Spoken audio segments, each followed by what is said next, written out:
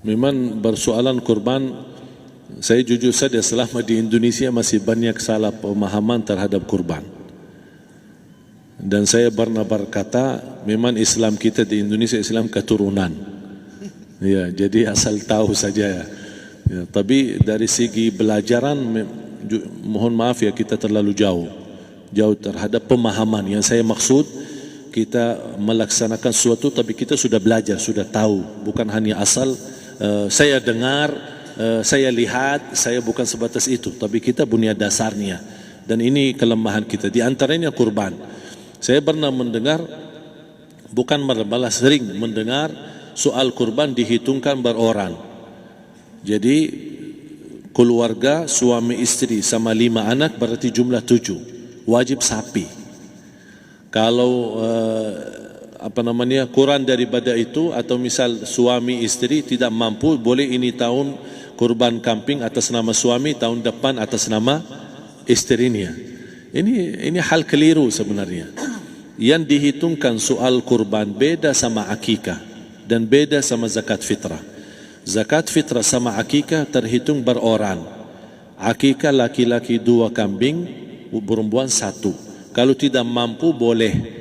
Kalau ada kembar laki sama perempuan berarti 3 kambing. Tapi kalau tidak mampu boleh 1 kambing, tidak masalah.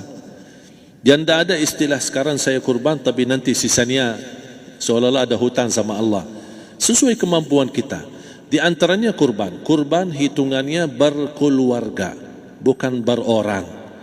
Buktinya Rasulullah SAW dan juga cerita Nabi Ibrahim. Ketika Nabi Ibrahim mau sembelih Nabi Ismail, Allah turunkan apa? Mengganti sembelihan Nabi Ismail dengan ekor kambing dari surga.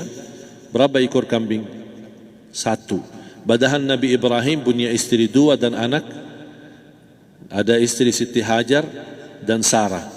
Kemudian anaknya Ismail dan Ishak. Berarti semuanya berapa? 5. Kenapa Allah tidak turunkan 5 ekor kambing? Karena hitungannya memang 1 keluarga. Yang kedua, Rasul sendiri sembelih 2 kambing.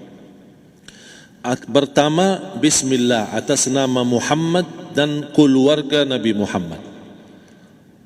Padahal kita tahu keluarga Nabi Muhammad SAW termasuk keluarga besar. 11 istri, belum lagi anaknya, laki-laki sama perempuan. Ada yang hidup maupun sudah mati, sudah termasuk semua. Yang hidup maupun mati. Yang kedua, Rasul sembelih sembelihan yang kedua atas namaku dan umatku. Umatnya berapa miliar? Cuma 1 ekor kambing. Kenapa Rasulullah SAW berkurban atas nama dirinya dan umatnya? Saya mengambil salah satu di sini tanda sayangnya Rasul kepada umatnya. Jadi saya selalu berkata, orang miskin yang tidak mampu berkurban seharusnya bangga di hari kurban, karena Rasul sudah kurbankan duluan atas nama dia. Jadi terima kasih ya Rasulullah, ingatkan kita. Yang kita tidak mampu, Rasul sudah. Bahkan kalau Rasul sudah kurban atas nama umatnya yang tidak mampu, berarti sudah terkabul. Kita aja belum tahu kabul atau tidak kalau kita berkurban. Tapi kalau Rasul sudah terjamin makbul. Oleh sebab itu, hitungan kurban itu adalah 1 keluarga. Misal, bapa punya istri, punya anak. Itu kalau mampu sapi silahkan. Mampu 1000 sapi silahkan. Kalau soal kemampuan tidak ada masalah. Tapi kalau soal kewajiban, tidak ada wajib lebih daripada 1 ekor kambing. 1 ekor kambing. Misal, kalau bapa punya istri 4. Misal. Cuman ini misal. Ya. Istrinya 4. Setiap istri anaknya 10. Berarti jumlah berapa? Anak 40, istri 4, berarti 44, sama bapa 45. Wajib 1 ekor kambing saja, cukup untuk semua ini. Tapi kalau soal mampu, ya silahkan. Mau 1000 kambing boleh, mau 1000 sapi boleh. Tidak ada yang melarang kalau soal kemampuan. Dan kalau kita mau sembelih, Bismillah atas namaku dan keluarga. Tidak perlu bawa data-data nama keluarga. Jadi disebutkan tukang sembelihnya ada capek menunggu sambil sebutkan nama-nama. Tidak perlu. Udah Bismillah atas namaku dan keluarga. Termasuk kata atas namaku dan keluarga, termasuk orang tua yang sudah meninggal. Termasuk orang tua yang sudah, karena kita adalah hasil daripada orang tua. Itu sudah termasuk, tidak perlu kita sebutkan. Ada sebagian ulama membolehkan kalau kita mampu, mau khusus kambing atas nama orang tua, tidak masalah. Kalau kita mampu. Tapi kalau kita tidak mampu, itu sudah termasuk orang tua kita bersama keluarga besar kita. Ini salah satu kenikmatan, dan ini termasuk juga sedekah yang berguna bagi orang yang sudah meninggal di keluarga kita. Wallahu ta'ala alam. Dan juga masalah panitia, bisa kita mewakili. Kalau kita tidak mengerti sembelihannya dan tidak mengerti cara bagiannya. Tapi ada satu sunnah yang termasuk kehilangan sunnah ini, adalah banyak yang tidak mau makan dari hasil kurban. Padahal itu sunnah Rasul. Dari akikah boleh makan, dari kurban pun boleh makan. Bahkan sunnah SAW dibagi 3. Sepertiga pertama dihadiahkan. Maksudnya kata dihadiahkan kepada orang kaya. Misal tetangga saya tapi orang kaya, dia bukan miskin, tapi boleh saling hadiah. Karena inti daripada hadiah silaturrahim. Ada keluarga kita termasuk mampu, tapi saya kasih, ini alhamdulillah saya sembelih sapi. Barangkali dia tidak mampu, cuma sembelih kambing. Udah, kita dapat daging kambing, dia dapat daging sapi. Tapi dengan niat hadiah, bukan sedekah, karena dia bukan orang miskin yang menerima sedekah. Yang sepertiga yang kedua adalah sedekah. Sedekah itu termasuk orang miskin.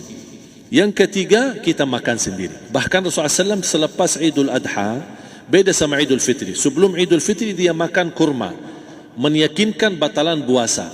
Tapi kalau Idul Adha tidak makan dan minum sebelum salat, kenapa? Bukan berarti tidak boleh. Tapi Rasulullah SAW ingin pertama pembukaannya, buka sarapannya atau makan di pagi harinya selepas Idul Adha adalah dari hasil sembelihan kambing itu atau dari kurban. Jadi kita sebagian sedikit. Tapi kalau kita merasa alhamdulillah rezeki saya banyak di rumah, alhamdulillah banyak ada makanan, mau sedekahin semuanya, semua mau sedekahin, tidak masalah. Tapi yang saya maksud, kenapa tidak kita sekali-kali hidupkan sunnah Rasul? Jadi sebagian, walaupun ada sebagian sedikit lah, buat istilahnya sama sedikit porsi nasi atau apa, karena kita berhak sebagai kita kurbankan lillahi ta'ala, kita berhak menikmati kurban ini yang lillahi ta'ala supaya kita mendapatkan keberkahannya, bukan hanya orang lain. Terus yang kedua ada masalah pembayaran. Kalau kita wakili panitia, boleh kita pesan sama panitia, tolong sedikit dari kurban saya minta buat saya makan. Itu tidak masalah, kita boleh minta. Dan boleh kita wakili, tapi kita tolong ingatkan, tidak boleh pembayaran hasil sembelihan itu dari kulitnya. Ini menjadi salah satu persoalan di Indonesia. Banyak tukang sembelih datang, ketika kita tawarkan untuk sembelih ini, berapa Pak? Oh, tidak apa-apa, kasih aja kulitnya sama kepalanya. Jangan Anda setuju, jangan Anda terima. Oh maaf, saya tidak bisa.